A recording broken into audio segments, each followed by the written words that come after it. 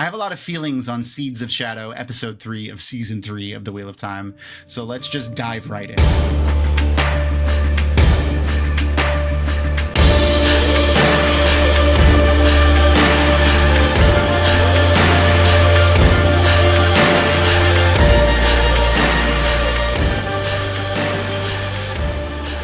Awesome folks who work over at Amazon have deemed Thom and I worthy of watching season 3, episode 3 of The Wheel of Time a little bit early. And oh my God, it's amazing. But before we start talking about that episode, I just want to say thank you to all of our viewers who join us on our lives and are on our forums on Dragonmount.com. Those people who support us through the Patreon. You guys really, truly make what we do possible. And we always want to make sure we're providing you with the best content because we do take that really seriously. And obviously, we can't start without thanking our sponsors, Tor Books, who are an amazing group of people who are super dedicated and who wear their love of the written word on their sleeves. We thank you so much. So we start right off in this freaking episode. Huge things. We were right, obviously. I mean, I mean, they weren't hiding it from the book readers that with Lord Gabriel. But, you know, it was still questionable. Like, what is it? You know, is it not? It is. Spoiler alert, it is Robin. So, and we had a mini Forsaken social right in the beginning of the episode. It was so funny, the notes that I took on this. I wrote dysfunctional family reunion because that's so what it feels like with them. They're so familiar, and there's definitely just like an intimacy between all of them and also a hatred, which is really just, that's family right there. For sure. Absolutely. There's a familiarity for sure. The way they're interacting with each other, they definitely know each other very well. Ishii looked great. You know, I love Ishii? not Ishii. Yes. Samael? Oh, no. Yeah, Samael. There's a lot of them now. Yeah, there is. There's so many. Like, I mean, noticeably less though. And for those who watched the fan event, Rafe wouldn't confirm or deny the number Forsaken, which was funny. Obviously, like we can't know for sure, but like all signs point to there only being 8 Forsaken. So I'm gonna stick with the number being 8 for now. Like he could be referencing maybe more people being added to their ranks later. We know that does happen. Again, fair warning, full spoiler alert. So that does happen later with Mazrim Taim. So we'll see, I guess. What do you think of the relationship between Ravine and Mogideon? Is it still just that family dynamic? Like they seemed very close. Yeah.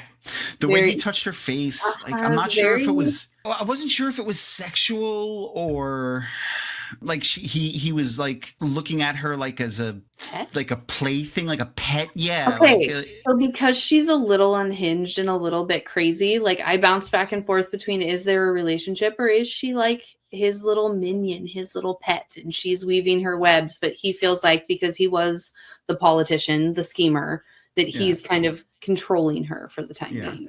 And maybe is she letting him think that? I know, because she's she's nuts, but also a schemer. Like that's what she does. Like one of the things that got pointed out, and I want to point out here is, you know, she seems to be obviously she created a gray man, and Lanfear's implication in the first episode of there's only one Forsaken who can create the gray man. She is a assassin in the dark, and you know, giving the gray man to the who is the gray men who are assassins in the shadows who can't be seen. You know, she is an assassin who doesn't like to be seen, so makes sense. I think it was a really good choice. I think there's things that people, like I saw some comments, you know, that were in that live fan event, and people just want it to be exactly like the books, to have it be exactly like the books, rather than thinking about like, hey, some of these decisions actually make a lot of sense. When you're trying to present a villain to people, let's give them a real reason to hate. One of the other things in that scene before Mogideon showed up was we got to see some gateways, which was cool. Yes, and they each had their own little style and flair. Lanfear with her kiss. Not only is it their personal flair, but also Saidin and Saidar. We know that in the books, they talk about how gateways are formed with Saidin and Saidar. You know, the females, like they try to make the two places seem similar, and then they kind of open up the gateway in between those two places where the men bore through and rip it open. So like seeing Samael and Lanfear open the gateways differently was nice, to as a nod to, even if it isn't exactly like Side E and Side R being different, there still is differences in the way they open their gateways. So that was cool. And that was a great opening sequence. That was shorter than the ones we'd had before. Yeah, it was only 4 minutes long. Wow. Yeah, it was like I timed it. I wrote it down. It was like 4 minutes and something seconds long. And then we got the actual opening sequence of the show too. The opening theme, which we haven't seen yet. My prediction: the episodes where time allows, because I think this was one of the shorter episodes too. Yeah. I think it lived at like 58 minutes or something like that. Maybe we'll see the opening on the episodes where they can fit it in, and the ones where they're over on time, we don't see it. That's fair. That's fair. Now that we have confirmation of Ravine and Samael, we only have one. If there are only 8 Forsaken, we only have one left, and it's a male, maybe or probably if they go 4 and 4. So we got Mogideon, Lanfear, Semiraj, Grendel, and then we have Ravine, Samael, Ishi, who's dead now, and possibly, a 4th male. So is it going to be Asmodean? Is it going to be Agenor? It's going to be some combination. We're missing Masana. We're missing Asmodean. We're missing Agenor, Belial, Damandrid. So, well, it's interesting because the first mention of Mazrim Tame is shortly after the opening of the show too. Yeah. So maybe that's another pointing us that direction. And I'm hoping for like the personality of Asmodean, and even if it's named Asmodean, with some of the backstory of some of the missing Forsaken. Like I really liked Agenor's story throughout the books. Like he invented the Trollocs and the Shadow Spawn. Are like biological. So like, he did the Trollocs, he did the Golem, he did Darkhounds, Forgers, the ones that forge the Murdrill's blades and the other Thakandar forged weapons that like have like poisonous properties to them. So I'm hoping to see some more of them. And now we also know from the Wheel of Time companion, the Jumara, the worms were another creation of Agenor as well. So I'm hoping to see some reference to the creation of the Shadow Spawn within the Forsaken, so we can see maybe a flashback or two of like I really want to see like a mad scientist laboratory with like a proto Trolloc in like a giant like in glass thing or something floating, just very sci-fi. That's what I'm hoping for, because in my opinion, honestly, and I'd love to know in the comments what you guys think.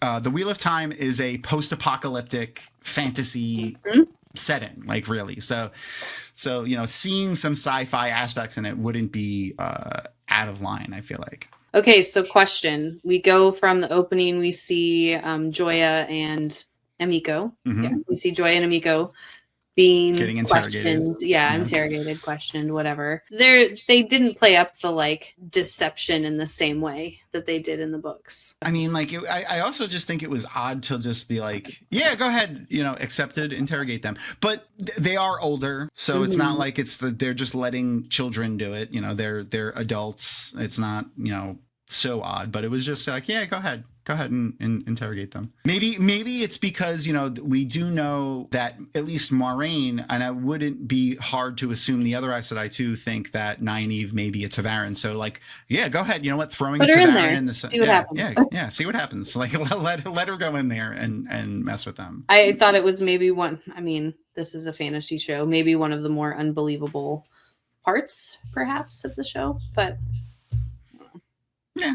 I have very few notes so far, so I'm trying to find certain things. The next part with Elida, kind of freaking out, like she has that weird shake in her hand. Okay, what is that? Don't know. It seems so like she has something physical wrong, and then I wonder, is it physical or is this some manifestation of the powers and manifestation of her ability to foretell? Oh, I do want to do one callback to the interrogation scene. I just remembered the woman who's playing Emiko. That's the yellow. Yeah.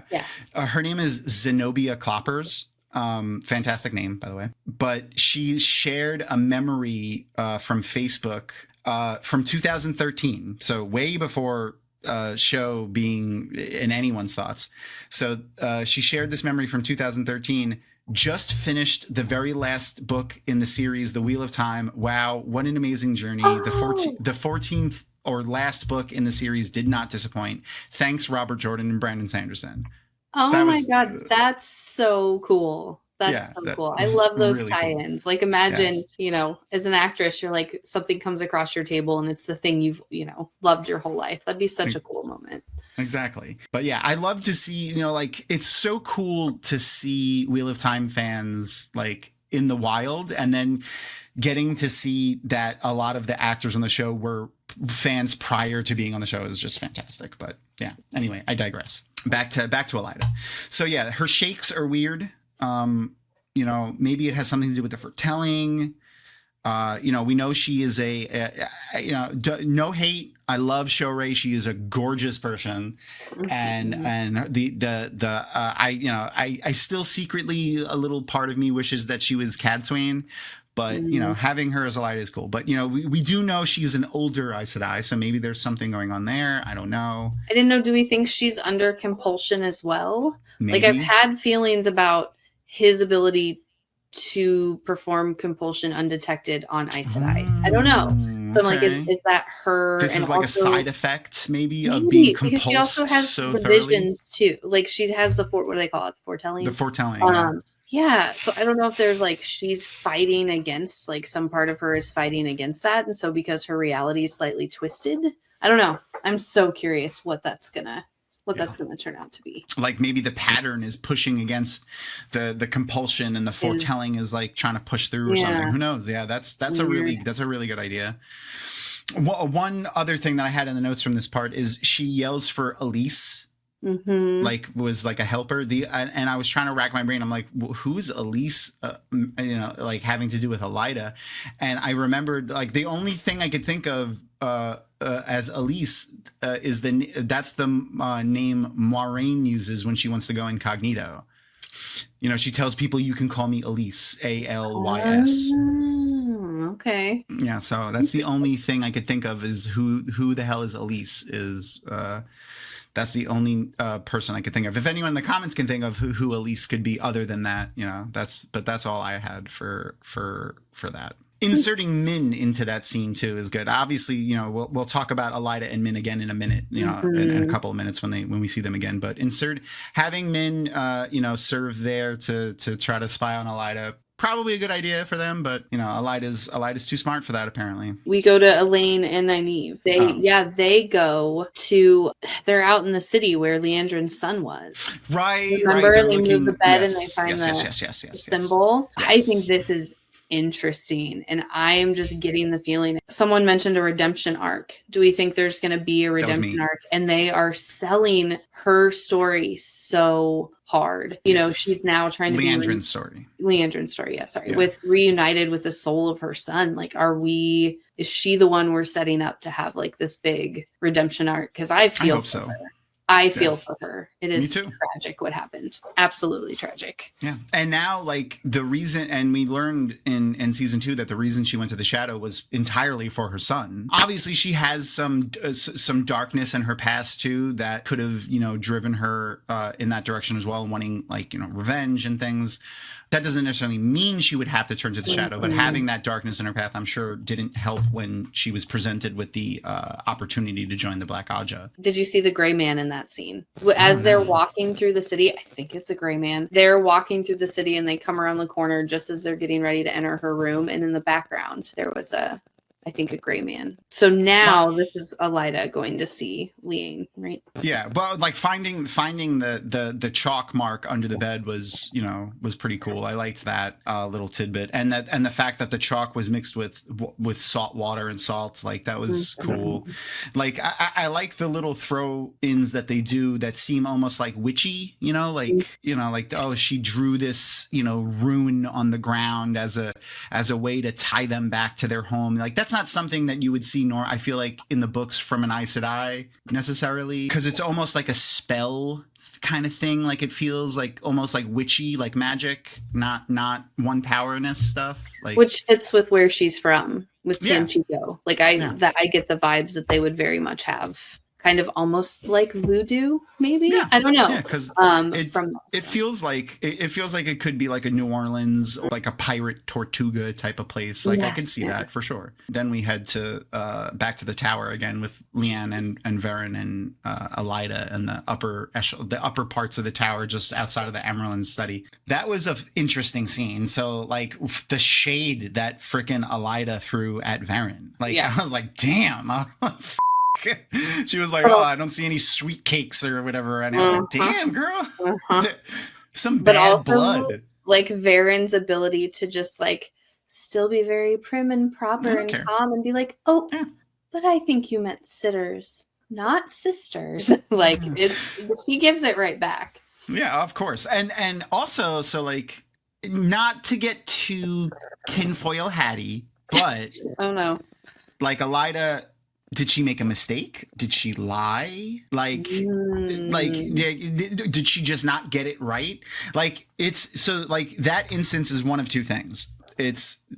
We get to see the failure of the 3 O's, which is like an Aes Sedai can tell a lie if they don't know what they're saying isn't true, or she was lying. Like she was saying something that she knows isn't true to try to hope that they don't know the rules good enough so that she can get past.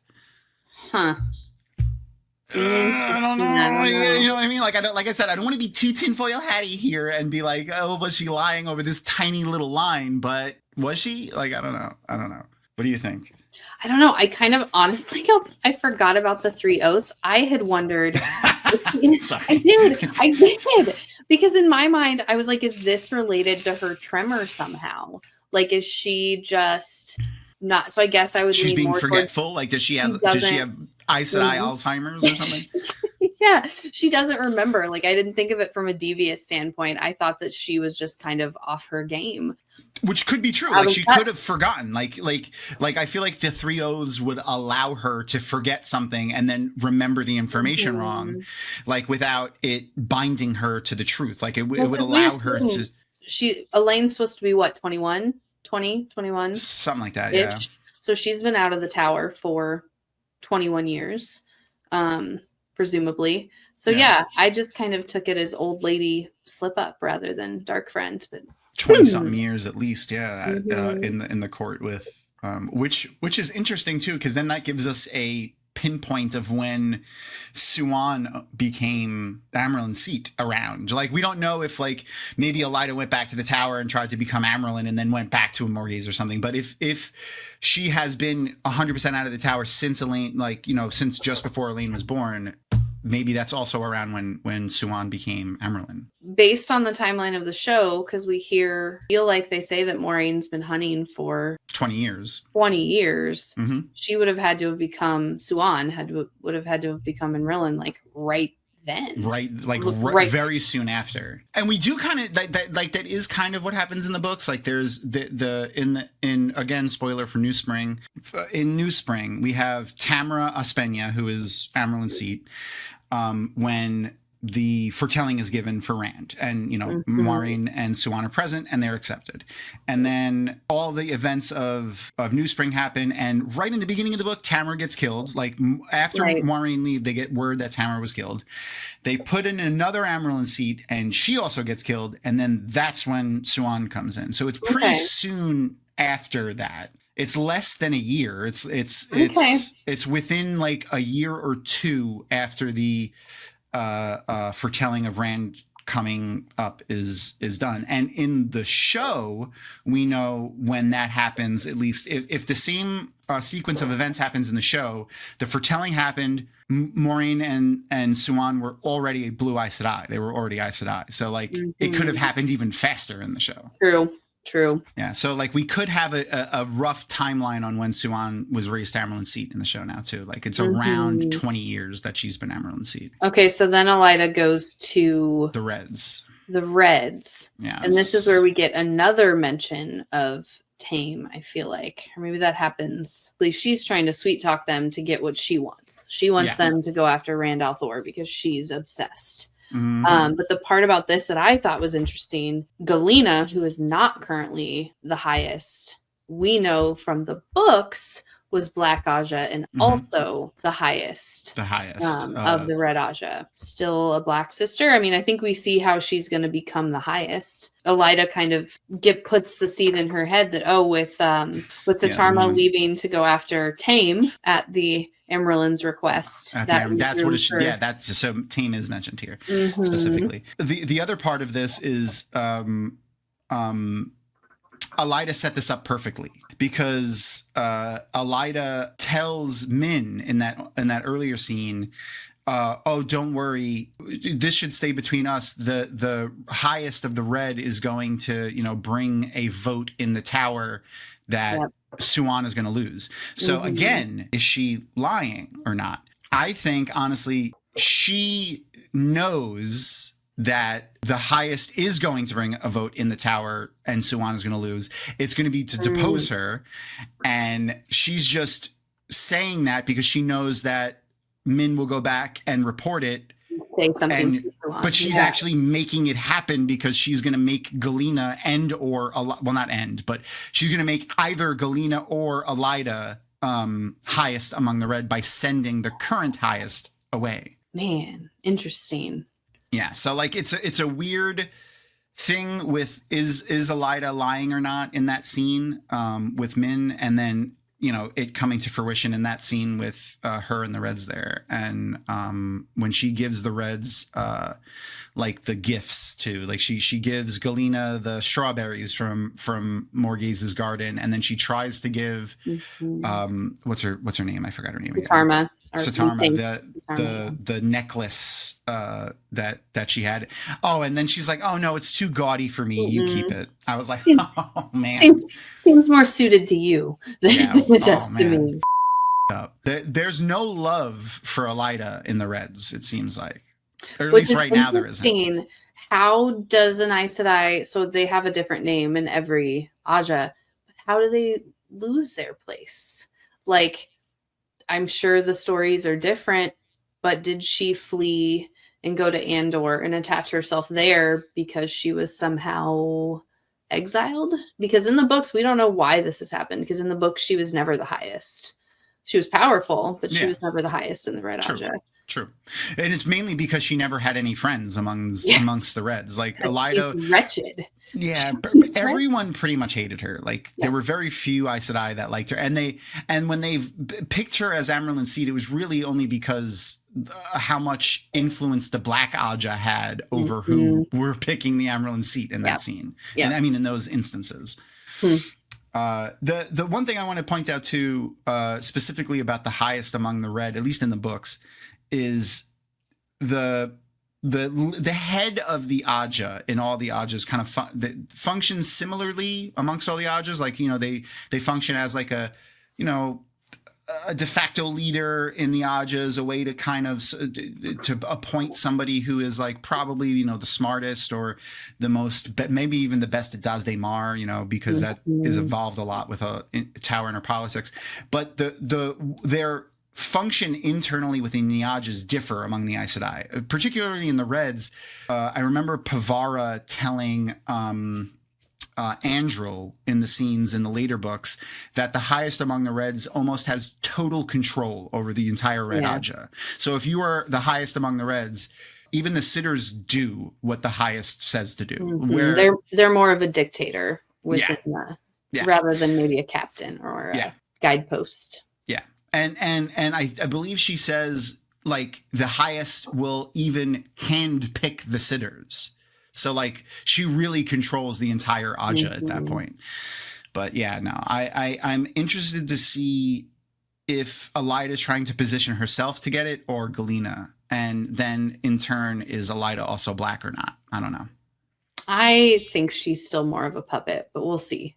Yeah. We'll see. I liked Elida being the human evil, you know what I mean? She's vain. She's just a crappy person. She's not. Yeah. She does get manipulated by evil because crappy people with bad personalities. She's a Karen. Yeah. She's a Karen. Yeah, and they tend to be able to be manipulated by people that like attitudes pretty easily. Yeah. So I liked that. Where all of the antagonists aren't evil, like of the shadow. Some of them are just shitty people, and it's, I don't know, I kind of like that in the books where it's not, you know, it's kind of outside of the realm of the shadow's purview. Yeah, it adds gray to the black and white, I guess. Yeah, it just shows that humans can be too, and you might need to deal with them at the same level of, you know, the end of the world. I thought this was interesting. So, I you know, is this reference to Kadir's like thing? Maybe like, you know, that's the only other caravan we see in the desert at that time. The Aiel that are with Rand in the group instantly veil because they see dead bodies and there's and because there's water. There's water. Oh, we're coming up on water, and it's tiny little pool of water. I love that. And, you know, they happen upon the Tinkers, the dead Tinker bodies. I was trying to see if I recognized caravan carts at all from like our other Tinkers that we had in season 1, and I didn't see any caravan like the wagons that looked familiar or any bodies that looked familiar either. So I'm not sure. Do you think, I was going to ask you, what do you think the implication is of Ruark agreeing to bury the bodies? Do you think it's because of what he knows? Definitely. I think it's definitely what from what the Wise One and like the Wise Ones and the clan chiefs know about the Tinkers for sure, like 100%. They're like, no, we're burying the bodies. Like the other people were like, why don't bury them? And he's like, I'll bury them, don't worry. And he doesn't say that to anyone else. Like he doesn't say no, we're burying them. He just, once everyone decides to leave, he just goes up to Bear and like, don't worry, I'll bury them. I liked that a lot. I thought that was very poignant, especially for, you know, what we know is inevitably coming from the glass columns. I felt like this episode was a lot more maybe exposition and explaining and foreshadowing. In the next scene that we come on with Alana and Perrin does that really well. The other thing I wanted to mention is there about the dead Tinkers. That feels weird to say. It just felt weird to say. I don't know why. Was they say that, you know, the Shido Aiel might have killed them, and that's a really fast way to get a viewer to not like the Shido and to distrust, or at the very least to distrust them.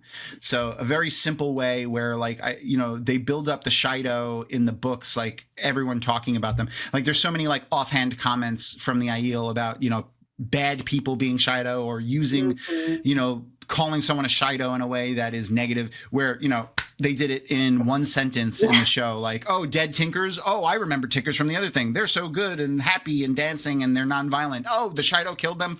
The Shido. Like, you know what I mean? Like, it's a really easy way to get the viewer to like distrust them at the very least. So I feel like that's something Rafe is really good at, is pinpointing the moments that will make us hate someone or loathe someone.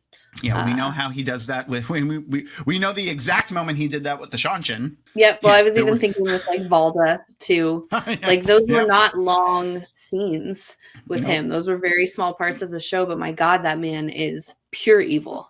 He's another just crappy generic human. I really hope they don't make him a dark friend. I hope they keep him not a dark friend at all. Yeah, absolutely. Yeah, he's just, again, the very human evil of racism, misogyny, othering people, you know, being scared of differences in people and things like that, you know. And, you know, not to try to have any kind of forgiveness on the White Cloaks part, but people having the one power and being able to do stuff like that is a scary thing for someone who doesn't have it. So, you know, I also kind of understand it a little bit. And that's a theme in a lot of stories where you have a group of people that have a power and a group of people that don't have a power. You even see it in, like, not to call back to our rewatch of Avatar: The Last Airbender, but you see it in Legend of Korra. It's a big theme in Legend of Korra of non-benders and benders and like their interactions and the fact that they're at odds a lot. So not a terrible, you know, not an unbelievable story to have in there, and it to be, again, I really hope they keep it as just a human evil and not make him a dark friend at some point. Agreed. The Aiel also, when we hear them, like we hear them whooping, like whoop whoop whoop, like a lot. It's a very good reference to some of the things that the Aiel are based on, which is the indigenous peoples. They're based on a lot of different indigenous peoples, but specifically they have a big lean on Native Americans. So, and they do also refer to themselves as the people, which is kind of like the Native Americans. One of the terms that some of the tribes refer to themselves as is the first people. Yep. So like there's a little bit of overlap there, and I liked that too. Yep. And then we get the Alana and Perrin with the apple blossom scene, which was a great scene. I loved that scene. I just so Robert Jordan was really good at world building, and we got so much information on the different cultures that this was just a brief moment to tell us like a little bit more about Alana's culture and some of the cultures in the world, how they like wear their ashes, and in the two rivers they're going to bury them and put their dead under, apple blossom trees or whatever. Yeah. One of my favorite quotes comes from that scene where she was like, Maxim and I were the fire. I thought that was really beautiful. But then when she was like, when you're in, when it's three people and one of them dies, who owns the grief? Like, who's in charge of the grief? And I thought that was really poignant and a powerful moment. I think that's something that the two of them are really going to struggle with through the rest of the season. I think we're going to see them try to navigate life without their balance. I think Ivan was the balance in that relationship. So they're going to start maybe kind of tilting toward Shadow necessarily, unless Maxim's already a dark friend, which see prior episodes, see season 2 previous thoughts, for that when he does his little thumb holdy thing in the courtyard in Kyrian. Maybe just getting too much into the idea of revenge and fighting the Shadow. I think recklessness is what I thought of, is they could just be a little bit more reckless because they both are so fiery. And remember, Ivan was the meditator, like he was trying to bring the peace and the calm to everybody. So I have been trying to rack my brain since the first time you mentioned Alana. I can't remember what country she's from. She's Arafellian. That's the other one I was going to say was Arafellian. So she's from Arafel. Yeah, she's a Borderlander. Yep. Okay, never mind. She likes the dresses from Aradamon.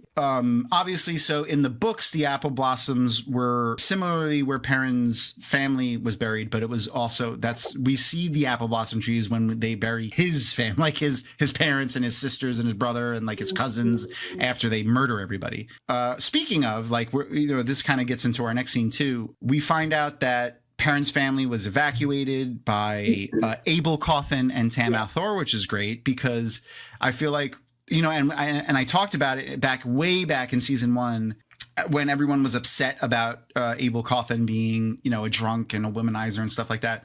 And, and we've talked about it too, about how Matt's background being a little bit darker really kind of lends to the kind of like class clownness of his character. Because usually, and as one myself, the class clown tends to have that type of background. Like, usually when they act out like that and they use comedy as a defense, it's because something has happened to them. Yeah. It doesn't necessarily have to be, your dad's a drunk and your mom is like, whatever, she was very like disconnected because of all the stuff that was going on. It could be anything, any kind of trauma would do that. But, him having that background really, I felt lent to his character a little bit more. But here's Abel Cawthon going to to rescue Perrin's family and make sure that they get away. It, very much so his own detriment. You could get caught by the Trollocs out there. They could be caught by the White Cloaks. So it's nice to see maybe a start of a redemption arc for him. So hopefully we get to see some more of that. And then it happens. We finally see her. Yes. Final. Or wait. Mandarb. That was such a funny moment. I loved it. I was hoping for it. Lord Luke. Yes. And finally someone asked him, Lord of what? Like, when Perrin said that, I laughed out loud and I was like, finally, because like in the book, I was like, what is he Lord of? Why is everyone calling him Lord? He never, like, he just introduced himself as Lord, but they never did, like, where are you a Lord of, bro? Like, no one asked him, and no one ever brings it up. And I'm glad Perrin was like, Lord of what? Because I feel like the people from the Two Rivers in the books were a lot more sheltered and naive. And they're like, oh, he's a Lord. He dresses nice. He's not from here. Sure. He's definitely a Lord. They're not. But even after, like, they know he's, like, a bad guy, they don't go, well, where was he from? Maybe we can go find him. That's just like, yeah, he's a bad guy, but he's gone now. So cool, thanks. I don't know. Do you think we're gonna have like the Lord Look and Issam, or is like Lord Look just gonna be bad and he'll have some of those power, or is he not? Like, where do you fall on that? I don't know. From a I think it's a storyline that we could get rid of. I don't think it's one that we need to carry the story forward. So from a production standpoint, I wonder if it just gets cut because there's a lot of things that are still going to happen. But I don't know.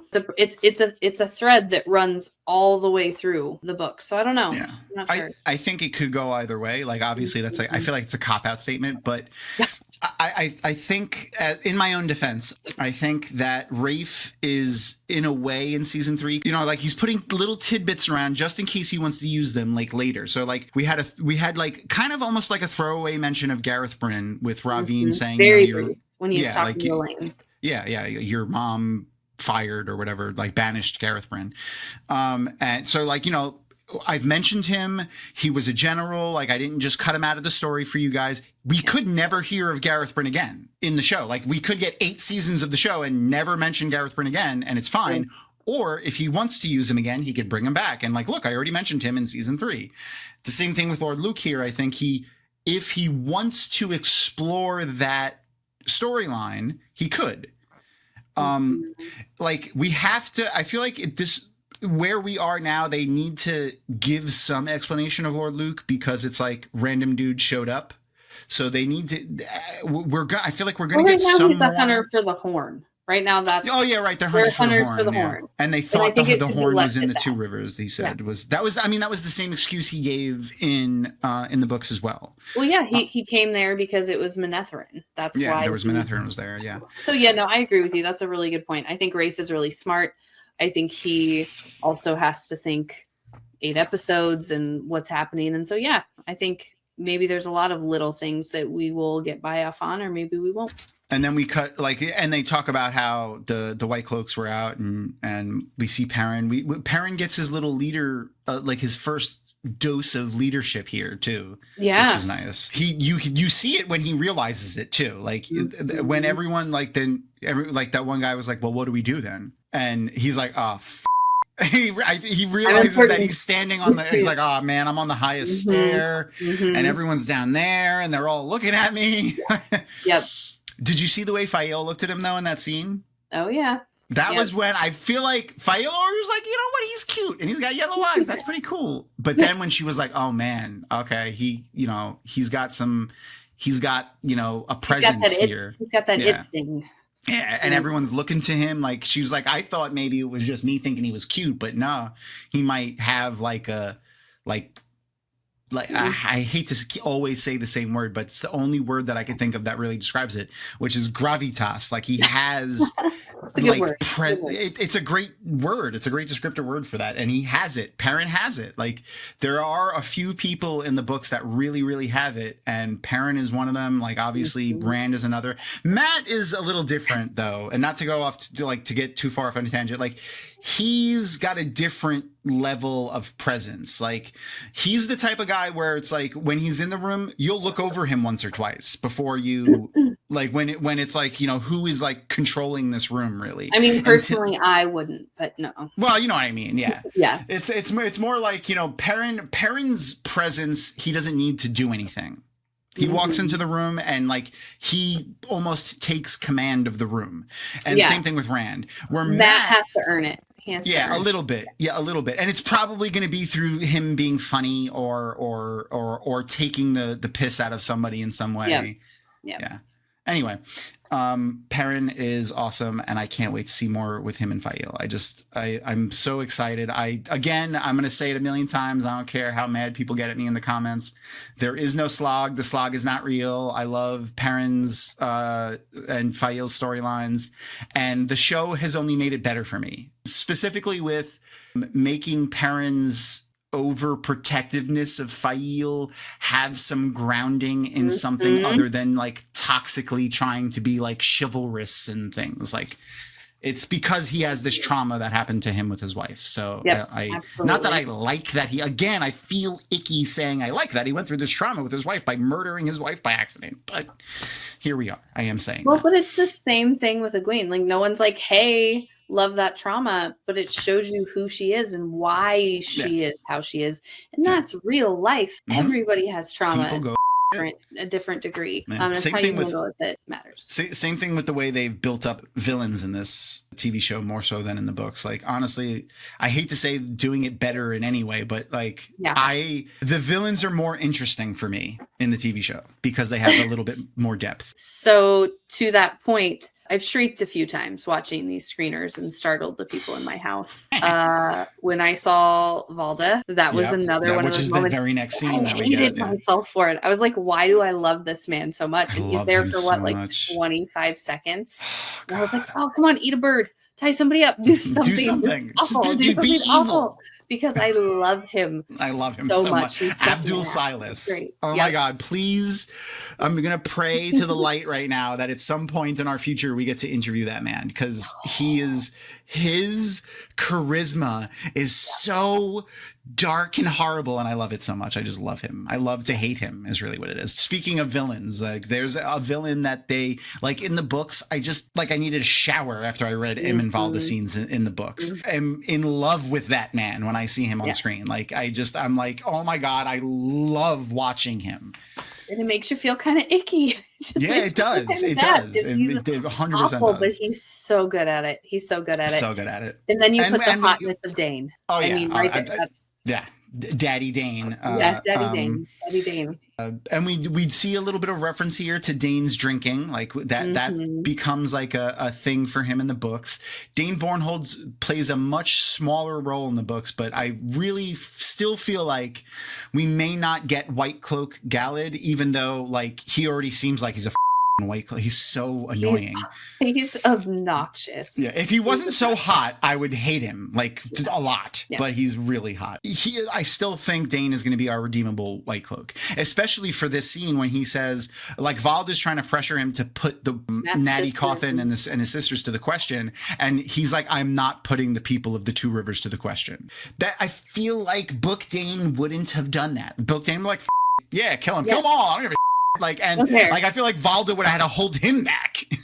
So I still really feel like we're going to get a redemption arc for Dane a little bit more so than we had in the books. And a little fun fact here. So Rafe talks about a lot he's mentioned in these interviews. Like if you go and watch the interviews with Rafe, in at least 4 of them, I want to say, he mentioned being able to bring things that we didn't see on screen in the books onto the actual screen and showing it to us. So one of the big things that we see that we don't see in the books, mainly because it was cut, is a scene that Brandon put into an anthology series that he put out. And the chapter that's in that anthology series, Unfettered was the book that this chapter is in is called Unfettered. It was an anthology series. A lot of famous authors put stuff into it. And Brandon has a Wheel of Time chapter specifically in it, and it has to do with Perrin and Dane Bornhold. And it was a chapter that got cut, and it was them going into the ways, trying to seal the way gates to stop Trollocs and at the time, again, full spoilers, the red-veiled male channeler Aiel from using the way gates to get the Trollocs all over the place. So, and it's Dane Bornhold and Galad and a huge group of White Cloaks, and Perrin and a huge group of Two Rivers folk. So like I would really love to see like a culmination of Perrin and Dane's storylines happen with something like that. It doesn't have to be that exact scene, but that's a perfect example of something that was not in the books, and they fought really hard to try to get it to fit, and they just couldn't get it to fit, and they ended up taking it out, and there's nowhere to put it in because it would have messed up like those three characters. Those three characters were in completely different parts of the world throughout most of the book, so they would have so much stuff would have had to get changed to keep it in there. So I really hope we do see it. Next is Matt, right? Yeah, him. That was kind of a little bit of a. It wasn't a super important scene. Like we hear him having a nightmare with the screaming, and then he and Min kind of have a little tiff. Just as a quick aside, I still think we're going to get a Finn scene with Matt.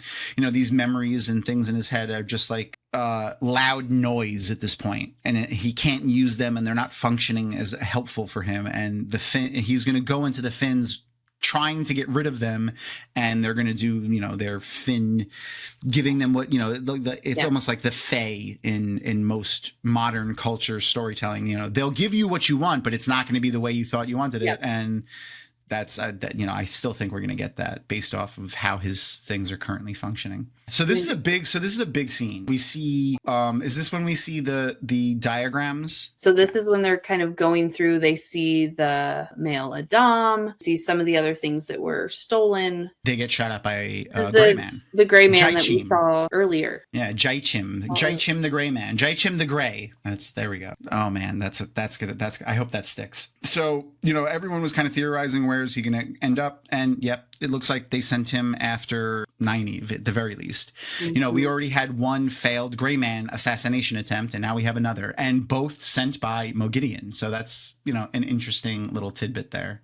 In the books, so this scene plays out pretty close to the way it's played out in the books. Yeah. In the books, it's Nynaeve and Egwene instead of Nynaeve and Elaine. It's still the gray man shooting a crossbow. The way, they miss is a little different, but that doesn't matter. The main point here that I wanted to point out was the Aes Sedai that confronts them right after that happens is Sheriam. The same exact kind of thing plays out. Sheriam specifically tells them, don't tell anyone about this. Yeah. Even the Amyrlin seat, unless she brings it up first. Which is basically Sheriam being like, I don't know if I want to tell the Amyrlin yet, so just don't say anything. And then Nynaeve questions her and is like, well, what are you doing here? And she's like, and then she berates her on doing it, and they leave. Yeah. But Nynaeve asks the exact same question to Elaine.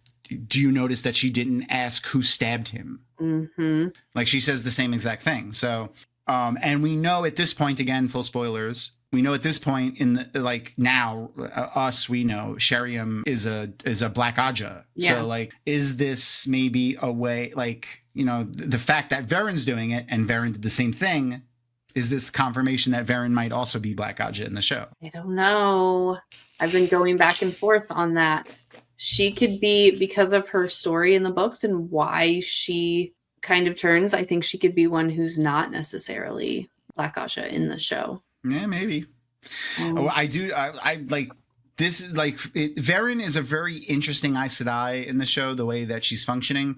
She's almost functioning like Cadsuane was, where she's like a legend amongst the Aes Sedai, like the way she was introduced in season 2, right? Yeah. Yeah. Yeah, season 2. The way she was introduced in season 2, like when she entered the tower, all the Accepted were like, "Oh, Varen Sedai," and she was retired, semi-retired, which is kind of like what Cadsuane was. So she's definitely got she's got a lot of miles behind her. So there's a lot of opportunity for her to have done that. I loved her, obviously her scene when she revealed herself, and then also was like, but I was, a double agent or whatever. It was awesome. Yeah. Yep, for sure. All of Elida's interaction with the Red Aja here. She positions either herself or Galena to take over as highest. So where she says, someone must take over while she's gone, temporarily, of course. Yeah, there's the other brief, Elida and Min, where they kind of talk about being the same, their burden of seeing the future. Okay, that's a good one. Where one big change in the show having to do with things like Perrin's wolf brother abilities and Min's seer abilities is what they're saying, is that the Aes Sedai don't seem put off by it at all.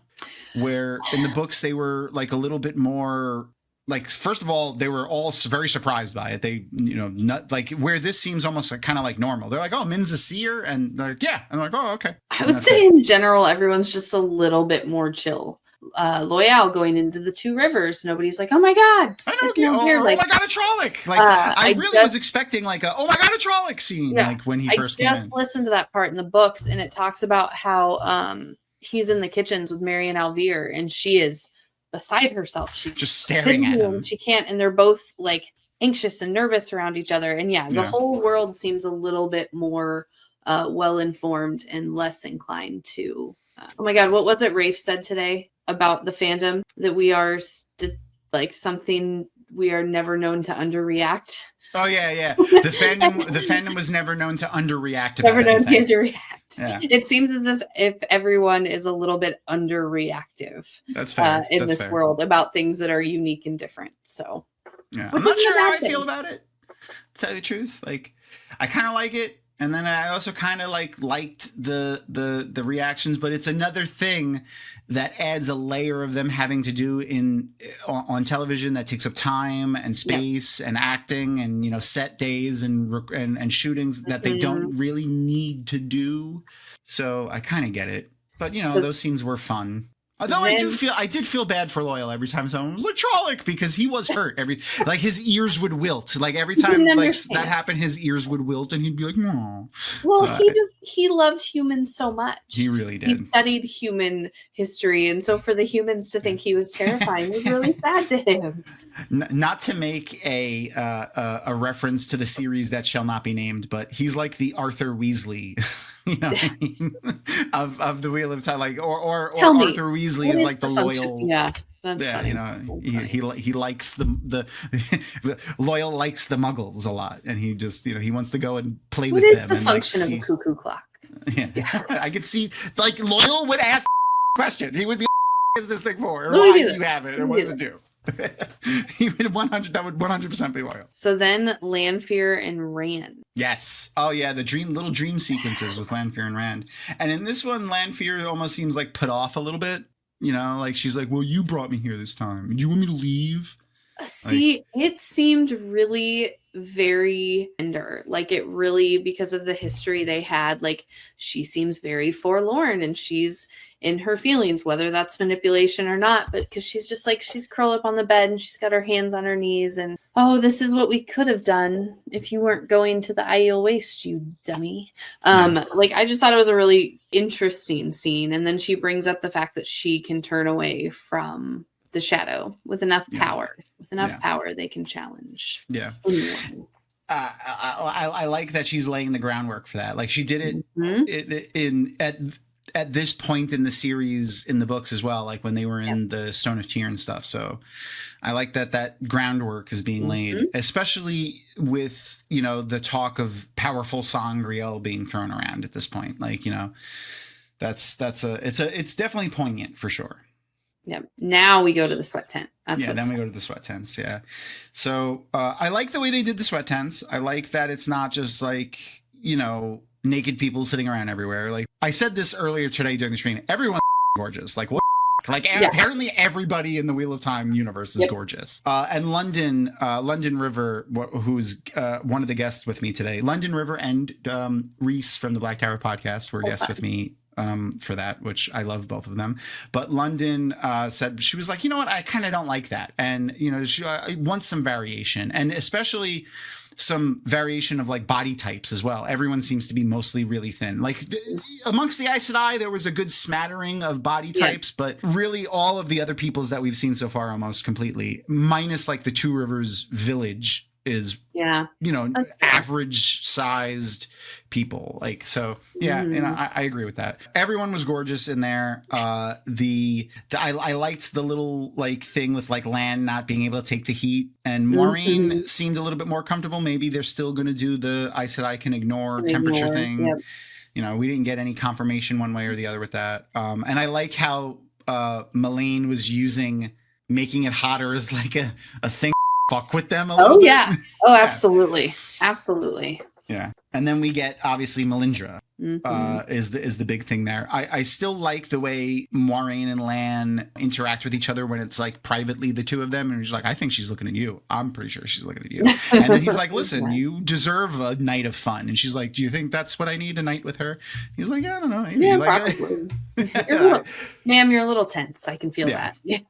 Yeah. I love that. I love seeing that because, they have a lot of those conversations in the books too, but it's like silent words exchanged between the two of them through the feelings in their bonds. So being able to see it on screen was nice. And that's, something that I always point out to people when they're like, Lan's not supposed to have emotions. I'm like, Lan has emotions. He just, we don't see them on his face in the book, but like we can't be in his head on a television show. So they have to show it to us in a way that's, when Lan only really shows emotions like that in private, or when it's like in a area that is private, like, during the funeral for what's his face in season 1. I forgot his name, the warder that died. But yeah, so then obviously Melindra, she survived Malkir. She's got the Malkir tattoos on her back. Lan follows her out there, and she starts the conversation with Lan. This is the real first time that we've had this tidbit of Lan. You're the king of Malkir. I want to lift up the banner, pick up your sword. Let's go. So as a throwback to New Spring here, the other dark friend Malkiri person that we see is Rhine. So that was like a friend of Lan's, someone he grew up with. It wasn't a familial relation or anything like that, but it was someone that Lan knew from his past, or at least growing up in the Borderlands as a Malkiri person. He was aware of this other person. They've interacted before, and obviously ended up being a dark friend. And then we have Melindra in the books, who was Aiel and a dark friend. So now she's a Malkiri Aiel and possibly a dark friend. Yep. I think she's going to fulfill some of the storyline that Rhine kind of did in that first book. Like, we may get some exposition of Malkir and like, what is it? The Shambayan? I forgot what they call a Malkiri boy loses his virginity too. Yeah.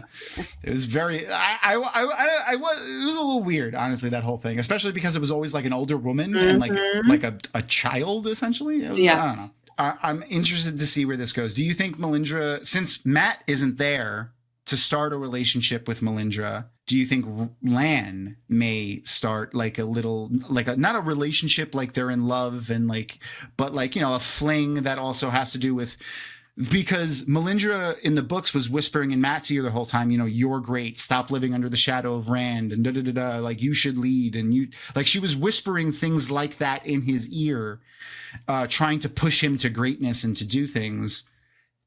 I could see Melindra maybe doing that now with Lan. She better not. Like, that's gonna piss me. That's Yeah. Like, I hope that, obviously, the way Lan and Nynaeve left, it wasn't like he was leaving forever, but it was definitely like we may never see each other again. So I don't know. Like, and they, they've never talked about being exclusive, but I don't see Lan doing that either.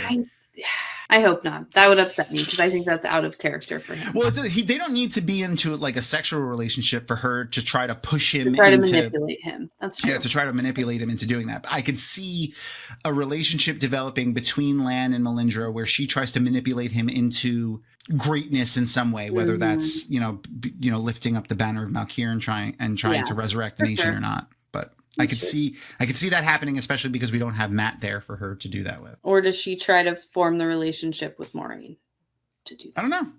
I don't know. or Writing- both, like, or the both. sexual relationship with Maureen, and then the befriending of Lan and trying to push him into greatness. I'm At the writing very that least, down. I think we're going to see some more of that for sure. Like, obviously, she already started it, but I still think she's a dark friend too. That's probably fair. All right, then we see Perrin kind of finish up being a leader. This is where he kind of makes the first persuasive speech. It's the one that happens out on the farms in the books, where he's just randomly, because he's Tevir and stopping Accidentally, farm to farm and accidentally recruits all these people to go back. In the story, they came to him, but he kind of talked them into staying. But we get to see Sen Bowie, and I liked that. Yeah. I made him happy. And Days attractive. Conger. There's someone who's not so That's attractive. true. Yeah. He's not a The handsome man. 70-year-old decrepit man. That is the butt of the joke. Yeah. he's the Who one that's honestly not looks attractive. pretty good for 70, so it's probably That's fair. That's fair. Void. And Days Conger yelling at him. I will. I really hope the woman who plays Days Conger knows how much we love her. Yep. I really hope so. I really want her to know that. Like, I want it. Like, whenever I get a chance again to talk to Rafe, I'm gonna be like, listen, you need to tell the actress that plays Days Conger how much we love her. Just please let her know.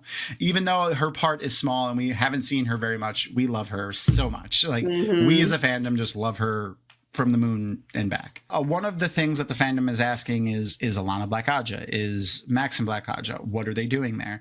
Which is a question that people have been asking for 20 years. People have been, well, at this point, I think the book came out when she was there. It's been about 16 years that people have been asking, why did Alana go to the Two Rivers? Back in the day on the Dragonmount forums, it was she's looking for a man. She's looking for another water to bond. Like, that's what she's doing. She's like, oh, all of these Tavarin came from the Two Rivers. Let me go there and see what the fuck's going on. Like, see what's in the water in the Two Rivers. But obviously that's not the case here. Like, she's on a slightly different quest. I don't know. Like, did she think maybe Rand was going to end up going back there instead of Perrin? And she was hoping that Rand would be there, and then, the bond thing that would happen. Because she obviously planned bonding Rand, like, prior to it happening. Like, she had that thought. Like, and they talk about it a little bit when Varen confronts her on it. We don't know if that's going to happen in the TV show, obviously. So, honestly, I have no earthly idea what the hell she's doing there and why she chose to go there, other than she wanted to get out of the tower and go somewhere that may be poignant and she could be useful. She chose to go there. Do you think she was sent there? Because she was close to Maureen. She was also had if not as close of relationship, a close connection to Suan. Yeah. Was she sent there? As like a... They say that she didn't go back. Like, in the thing, she never went. They say couldn't find specifically. her. That's right. Yeah, they couldn't find her, and she never went back to the tower after Ivan died. I don't know. Like, it's a huge question, honestly. Like, I have no idea. Like, I don't know why she went there. Like, a good theory on her being a Black Aja is she knew some shit was going down there because Black Aja, Shadow Spawn, Padden Fane is there, maybe. Like, it's a check in the side of the box for her maybe being Black Aja. Like, the fact that she ended up there at this very opportune time when things are happening. We know that they fight on the side of the Two Rivers folks from a lot of the clips that we've seen so far. Well, but then why would she be a part of the showdown to stop them? I don't know. From leaving? That doesn't make sense to me. I think it's less nefarious and more remember, she's fiery. She's got a lot of emotion. That's true. A lot of emotion. It's definitely one of the biggest question I have by the end of this episode is why the hell is Alana in the Two Rivers? I'm really curious what everyone thinks. Please leave comments. I want to know what you all think. Matt fighting with Gal. Oh, finally. That's the big thing. Like, we see Leanne go to the Red Quarters briefly to tell them about that plan. And she eats. I like when she throws the grape in her mouth. She's just being very like, I was just kind of shiny. Stew her occasionally. Yeah, I did. But then, yes. Finally. The Matt fight that we've always wanted. That he teased us with. He teased us with it. I loved it. I love that he did that. I love that Matt was playing with the swords and he had the it was great. It was great. And we hear it. It's time to toss the dice. We hear it. I'm not going to try to speak the old tongue. But the second I was like, oh, that was Dovienda de Saigon or something like that. He says. Yeah. We all knew what that meant. I didn't need a translation for that. Like, I was like, oh, So yeah, like we talked about, we don't get subtitles for the screeners, and so I had pulled out my companion to try to translate some Old Tongue, and I heard that one, and I was like, I do not speak Old Tongue, but I know what this means. I know what this one means. Fully aware what that means. And he teased us again in this scene too, with Matt walking away for a second and then going back too. I like that Nynaeve was kind of into it too. Like she was like, I mean, these two have been annoying the whole time. I'm glad he's. She is not a woman who needs a man to protect her, and she's not going to like a man stepping in trying to protect her. So she's absolutely like, go beat those men with sticks. Yeah, please, yes, thank you very much. Take care of them, Matt. Oh man, and he destroys them. Like it's not even like a question for a second. Is he gonna win? He dismantles them, and I loved it. So like in the books he was a little sick, and well, not a little, he was pretty sick from he was pretty sick. Dagger. And the little like throwaway line that we had that he might not be at the top of his game here is when he says Galad comes out and he's like, oh, I could teach you how to use a proper weapon, and he's like, no, I prefer a bow staff, or I prefer a bow or a quarterstaff. I know how to use those the most, or at least I used to. Like he says that when because it looked like when he was training by himself before they walked in, he was having like some trouble with like doing the whatever kata or maneuvers that he was doing. Well, it's because of all the his head. He can't. He's not sleeping. He's drinking way too much. He can't shut up, whatever that is, and he's probably like, do I even no Cody for him, or oneness, or flame and void for him. Matt's never had enough chill for that anyway. No, but the fight scene was gorgeous. The choreography was fantastic. Yeah, it was so good. I loved that he made, what it reminded me of too, when like if you go back and watch it, I think I have a screenshot of it for later. When he challenges them, he's like leaning back a little bit, and he's got like the staff in his hand, and he's like, but when he leans back like that and he goes to challenge them, there's a scene in, I want to say it's The Last Dragon with Bruce Lee, where he challenges like a bunch of guys to a fight, and and then like right after that is the famous thing where Bruce Lee puts his hand out and he's like that. Yeah, like I was waiting for Matt to do that. Like I was waiting for Matt to do that scene. Like that's exactly what I was waiting for. But that's what I felt in that scene. I kind of wonder if that was maybe an influence in that part. But I digress. Anyway, I love that he did the bet 2 marks each. Like I like that he did that. It was the only. And I hate to say the only thing that I disliked about it, but the only thing I disliked about it is that it was just the 4 of them there. I know. So the part that I like about that in the books is the little speech that, what's his name? Hammer Gaidin. Hamar, yeah. Hamar. I always say Hammer, but I think it's Hamar. Yeah, Hamar Gaidin gives is like, he's shouting out to the rest of the trainees there. Like, who was the only person to beat the greatest swordsman of all time? Like, a man with a stick. But still, it worked out well. It's great. He brings at the end of the episode, as everyone is leaving, and Matt is joining Nynaeve and Elaine to go to Tanchico. He's like, and did your sister tell you what I did? Did you hear what I did with the stick? Did you hear what I did with the stick? That was great. Tell you what I did with the stick? Or did your brothers tell you? That's what he says. Yeah, did your brothers tell you what I did with the stick? Tell you what I did with the stick there? Oh, I can protect you. And then Min going with them. So obviously we're probably losing some characters, perhaps. Yeah. Oh, it was Jerome Gaiden. Sorry. Jerome. Yeah. That was the greatest. That was the greatest Gaiden of all time. That a farmer with a quarterstaff beat. And then the episode ends, and it's another one of those instances that's almost exactly like the books. Now, obviously, the Leandrin piece where she's painting the symbol to reconnect the souls doesn't happen. But then she goes upstairs and she's talking to another Black sister.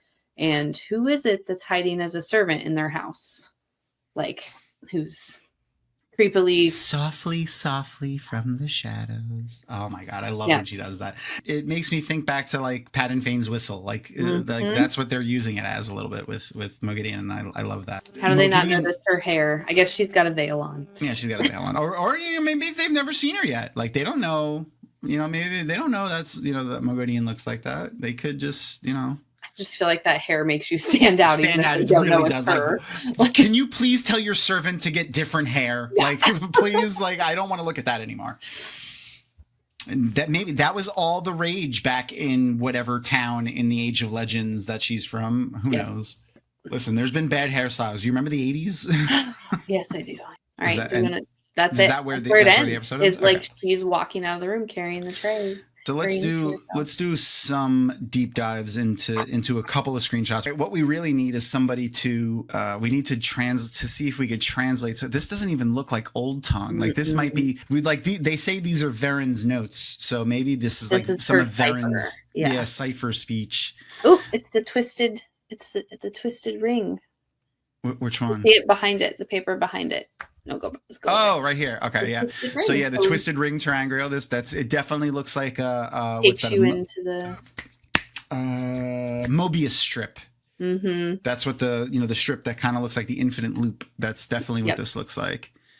I felt like I saw another one that was a dream. The flat disc with the circles, with the concentric circles, is the other dream terangrial. So we do know that there were other terangrial in the storeroom that she took that we didn't see. So it could, now that we know that, there could be anything. Yep. Like everything is on the table, which is a lot of fun and also terrifying. And I did some more research. The dice does appear in the book series. Okay. But it's only mentioned. And the description of it is mentioned, and it's mentioned as a terangrial that can alter chance in some way. We never see it get used. We never see it, like, really anyone have it anywhere, I don't think, from the research that I did. If I'm wrong, please correct me in the comments. But from all the research I did trying to find references to this thing, I only could find, like, one, and it was that it is a... I think Masana mentions it, or Lanfear mentions it at some point as a terangrial that can alter chance. So on this one we have whatever. I think these are just the different symbols that are on it. Yeah. So we have the flower, the flame, flower, or well, this one looks more like a flower. Yeah, that's what I was thinking. That's the one that's on the top. And then this one, I don't know. Looks like a honeycomb. Or a torch that's not lit, or I don't know. Weird. And then we have the flame over there, and then. Can't see what that is. Maybe the starburst, because that's what's right here. Not a cup. And then the cup. Yeah, the cup. Yeah, okay. Chalice. Or chalice or whatever. Yeah. And our dream triangle. So then the other one, the other image that we see stuff on is 100% like the fluted rod. Yeah. Yep. Balefire terangrial. One of these words says balefire. Bad news. I'm sure. Yeah, definitely bad news. Bad news bears for sure. It does look like very much so like the fluted rod triangle is described in the books as well. Okay. Then this is another shot of Veren's stack of research papers that she's got going on. It looks like there's maps. She's a little messier than I would have pictured her in the show. It fits right in with books. That's not a mess. That's not a mess to her. She knows what everything is. If you ask Veren, hey, where is that diagram of the fluted rod? And she's like, it's over there under the one with the twisted ring. She would know. Those three to the left and that one to the right. And there it is. Yeah. And then this is them researching that symbol for Tanchico. I like the little reference over here. It looks like a ship. We got masts coming up. Like this could be a dock, maybe. This book is gorgeous, by the way, too. Mm-hmm. I wonder if this is like a practice. I wonder if this is like a green screen book. Like if on the set, this book just had green screen pages, or if they really made this book, because it's freaking gorgeous. Twisted ring terangrial. There's another image, a better image of the twisted ring terangrial. And underneath it, you could see the diagram of the disc. Yeah. And then we have the diagram of the Adam. So this is where they kind of realize that this might be the Adam here. This one is very interesting. You know what this kind of makes me think of? The Bowl of Winds. Like it looks like wind or maybe water kind of flowing. It's a circle. Like it looks like a woman sitting maybe here. So I get the woman sitting, but I don't know what the rest of it is. I don't know what the rest of it either. It really does make me think of the Bowl of Winds a little bit. Though this could also just be another reference to the dream terangrial. Like, the woman is sitting and like going into the dream. I don't know. This one is very weird. It's weird. It's strange. Yeah. Yeah. I don't know if it's a disc. I don't know if it's a bowl. Woman hugging a blob. Yeah, that it could be that too. Definitely. It's interesting. If I flip it, so I flip the orientation so that we could see it like what I think might be upright. I don't even know. But if this is a woman, so we have a head, an arm, she's sitting. So a seated woman. And then this seems to be coming out of her head.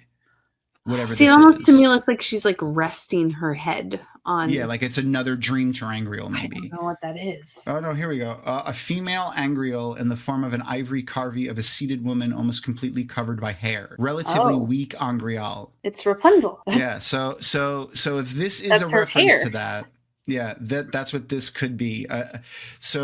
When is this mentioned? This is mentioned in Path of Daggers, Crossroads of Twilight, and Knife of Dreams. So this could be the seated woman terangrial or angrial. So we haven't had, again, I think we've covered this already, but it seems they've combined angrial and sangrial, which is, they seem to combine angrial and sangrial, which is perfectly fine. Like, we don't need differences. Obviously, this is a powerful sangrial. This is not as quite a powerful sangrial. Perfectly fine with that.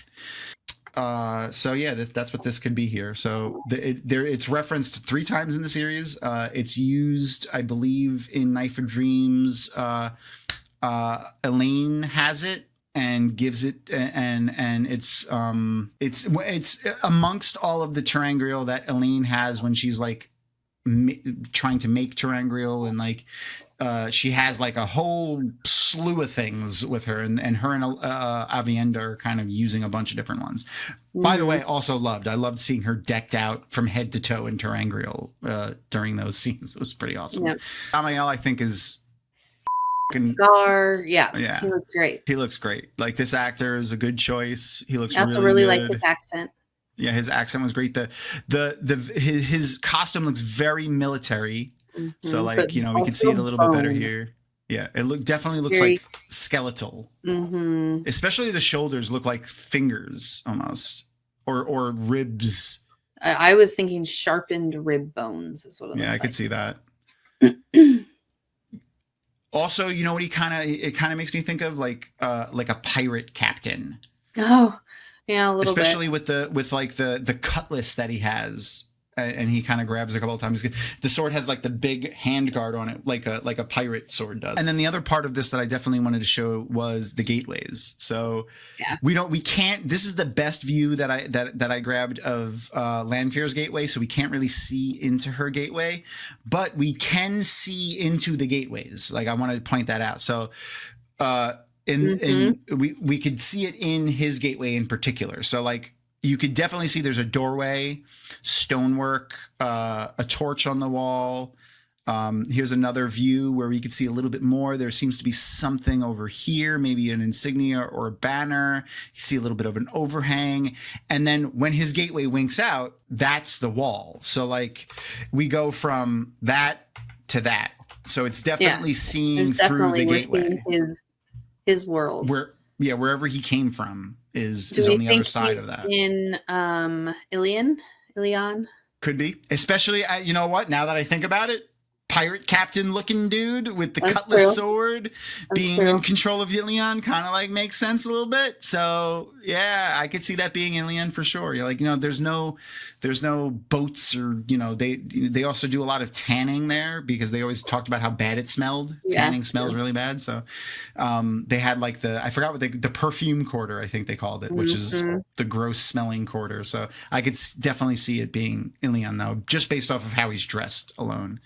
This is just a good little, when she like flicks his beard a little. That's what I'm saying. They are so very familiar with each other that it's a very Speaking intimate. Of. Yeah. It's quite the little caress.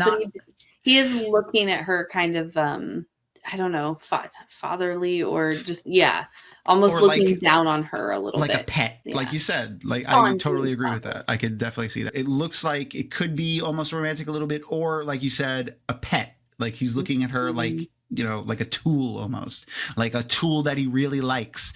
Because the way she looks back at him that's not a romantic face. Like, that's not, I don't think, like, that doesn't say that to me. She's almost, and then she laughs too, like after this, like she has like a little bit of a giggle after it. So it doesn't say to me romantic at all in any way. I chalk all of her giggles up to her insanity. Well, thank you for hanging out with us this entire time. So episode 3, Seeds of Shadow, another banger episode, man. I absolutely loved it. Again, Sharon Gillam and Davina Lamont eating dinner all over this episode. Like the hair, the makeup, the costuming is just on point. Elida being like, I feel like the highlight of that, to be honest with you. Samael was really cool seeing him, but Elida just has been taking the show with her costumes. And it doesn't help that Show Ray is just gorgeous and awesome. Thank you for hanging out with us. This was a ton of fun. If you're enjoying these videos, make sure to like, subscribe, share it amongst your friends and family. If you want to subject them to our nonsense, make sure to catch us on Mondays when we do our rewatches. Currently, we are rewatching season 2 of The Wheel of Time, the finale of which is coming up. But, you know, we do all kinds of TV shows. Make sure to go to Dragonmount.com where you'll find all of the articles that get posted. And Kitty is always very active on our TikToks. And thank you for hanging out with us on the slopes of Dragonmount. We will see you next time. That's all for this episode. Thanks for sticking around to the end. As always, please subscribe to our channel and click the thumbs up button or leave a comment. We like comments, especially positive ones. If you have a friend who enjoys The Wheel of Time, tell them about Dragonmount.com and our show. Special thanks to our show sponsor, Tor Books, as well as to our Patreon supporters. If you want to learn more about how our show is made and get additional insights into Wheel of Time, you can become a Patreon supporter. We have a lot of big plans for the show, and your contribution will go a long way to making them a reality. Be sure to follow Dragonmount on social media, and see you next time!